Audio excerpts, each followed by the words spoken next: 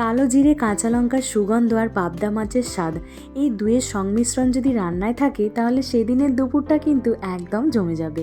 বানিয়েছি কালো জিরে দিয়ে পাবদার ঝোল। প্রথমেই পাবদা মাছগুলোকে ভালো করে ধুয়ে পরিষ্কার করে এতে কিছুটা নুন, হলুদ আর সামান্য সর্ষের তেল দিয়ে ভালোভাবে মাখিয়ে নিয়ে 10 মিনিটের মতো রেখে দেবো।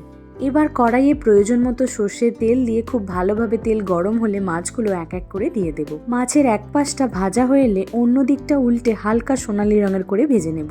এমনিতেও পাবদা মাছ কিন্তু ভাজতে খুব একটা বেশি সময় লাগে না। এবার মাছগুলো তুলে নিয়ে ওই তেলে দিয়েছি কালো জিরে আর কাঁচা লঙ্কার ফোড়ন। হালকা সুগন্ধ বেরিয়ে এলে দিয়ে দেব টমেটোর পেস্ট আর সাথে দিয়েছি হলুদ গুঁড়ো, লঙ্কার গুঁড়ো, জিরের গুঁড়ো আর স্বাদ মতো নুন। এরপর হাফ চামচ আদা দিয়ে সমস্ত মশলা খুব ভালোভাবে কষিয়ে নেব তেল ছাড়া অবধি। মশলা থেকে তেল ছাড়লে ঝোলের জন্য দিয়েছি বেশ খানিকটা গরম জল। জল ফুটে আসলে হালকা হাতে মাছগুলো এক এক করে দিয়ে 1 থেকে 2 মিনিট ফুটতে দেব। যেহেতু পাবদা মাছ খুব নরম তাই খুব বেশিক্ষণ রাখবো না, এতে মাছগুলো ভেঙে যেতে পারে।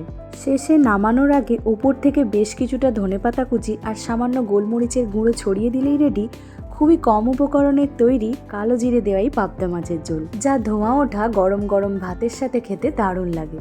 তো রেসিপিটা কেমন লাগলো আমাকে অবশ্যই কমেন্টে জানিও। যদি ভালো লেগে থাকে তাহলে একটা লাইক করে দিও। আবার দেখা হবে অন্য কোনো রেসিপি নিয়ে।